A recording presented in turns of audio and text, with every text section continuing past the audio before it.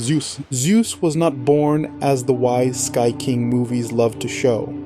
His story begins as a child hidden from his own father.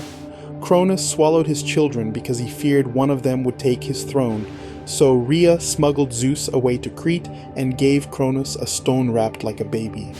Zeus grew up in secret, came back, forced Cronus to vomit up his siblings, and started a divine civil war. The Greeks made him king of the gods, but they never made him clean. Zeus ruled through storms, law, sex, fear, and political power. Movies turn him into a bearded superhero. Ancient Greeks saw something messier, a sky god who protected order, then broke it whenever desire got in his way. Hera. Hera was not just the jealous wife pacing Olympus while Zeus cheated. That version makes her small. In older Greek religion, Hera stood for marriage, queenship, inheritance, and legitimate power. Her rage had a reason. Every affair of Zeus threatened the order she existed to protect. Hera did not hate random women because she was petty. She punished breaches in a divine household where bloodlines decided the fate of kingdoms. Some scholars even think Hera may preserve traces of an older, powerful goddess absorbed into Zeus's world. Movies reduce her to a bitter spouse. The mythic Hera is colder and more dangerous, a queen trapped inside a system that keeps humiliating her, yet still expects her to defend it. Poseidon. Poseidon was not just the angry ocean guy with a trident. Before he became the god of crashing waves, Greeks feared him as the earth shaker. He ruled earthquakes, horses, floods, and the violent movement beneath the ground. In Mycenaean records, Poseidon appears early and powerful, possibly more important than he later became in Homer's world. That older Poseidon feels less like a sea king and more like a force that can split land open. The horse connection makes him stranger. Storms, chariots, breeding, and raw animal power all cling to him. Movies give him water powers. Ancient worshippers gave him temples because the earth under their feet could move without warning. Hades. Hades may be the most damaged Greek god in modern pop culture. Movies keep turning him into a devil figure because he lives underground. Greeks did not see him that way. Hades ruled the dead, but he did not tempt souls, torture sinners, or plot the end of the world. He managed a kingdom everyone entered and no one escaped. His name was so heavy that people avoided saying it. They called him Plauton, the wealthy one, because all buried treasure and all buried bodies belonged to him. His marriage to Persephone is disturbing, but his role is not evil. Hades represents the fact nobody negotiates with death. That scared the Greeks more than any villain could. Athena. Athena's origin is not a clean superhero birth. Zeus swallowed Metis, the goddess of cunning intelligence, after hearing that her child might surpass him. Then Athena burst from his head, armed and adult. Movies treat that like a cool visual. The myth says something sharper. Zeus took a female source of wisdom into himself, then produced a daughter who served his rule. Athena became the goddess of strategy, cities, weaving, law, and disciplined violence. She was not war in a rage, she was war with a plan. Athens claimed her as its patron because she made power look rational. Her origin story carries a buried tension. Intelligence begins with Metis, but Olympus gives the credit to Zeus. Apollo. Apollo was not just a glowing god of music and sunlight. He brought plague before he brought healing. In the Iliad, he opens the story by shooting disease into the Greek camp. He ruled prophecy, purification, music, archery, medicine, and sudden death. His beauty did not make him gentle. His myths feel like a god arriving from the edge of the Greek world and forcing people to make room. At Delphi, Apollo took over the oracle after killing Python, the old serpent of the place. Movies flatten him into golden perfection. Greeks knew a colder Apollo, polished, distant, lethal, and clean in the way a blade is clean. Artemis. Artemis was not just Apollo's archer sister. She guarded wild animals, young girls, childbirth, forests, and the dangerous border between childhood and adulthood.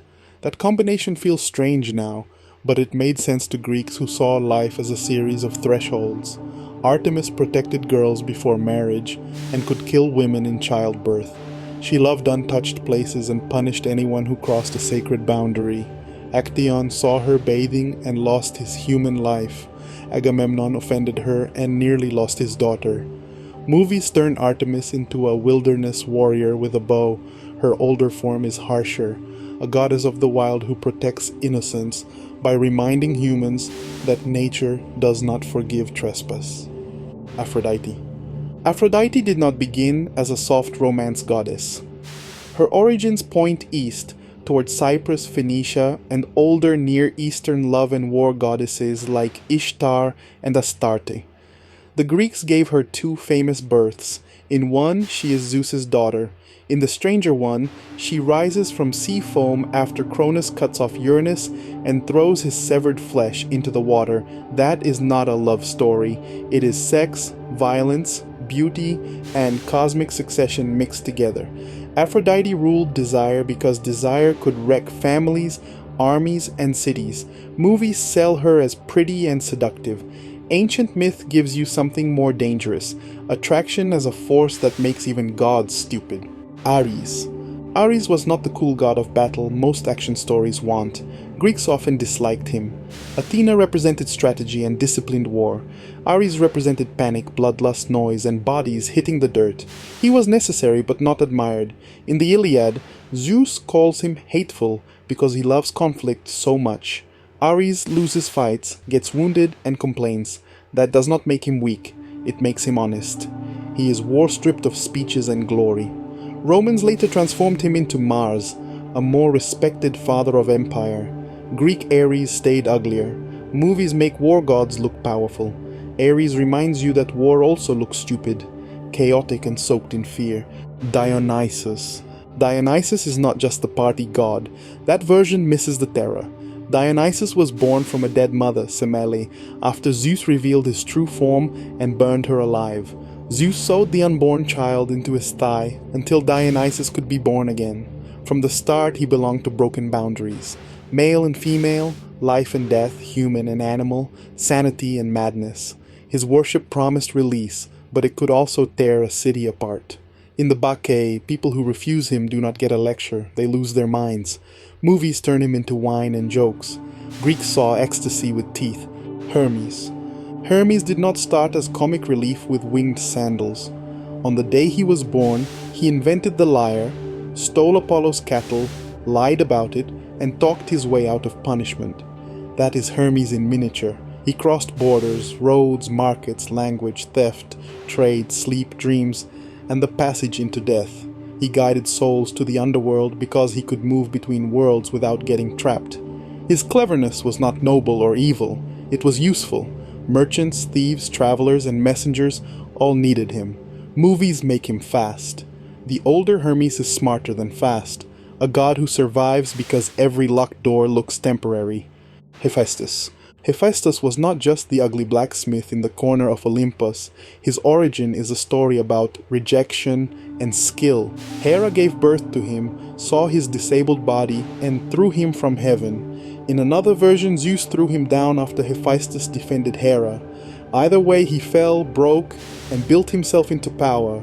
He made palaces, weapons, traps, jewelry, and living machines. The gods mocked his body while depending on his hands. That contradiction matters. Hephaestus is the divine craftsman who turns exclusion into technology. Movies treat him as background support. Greek myth gives him one of the most human origins on Olympus, the unwanted child who becomes impossible to replace.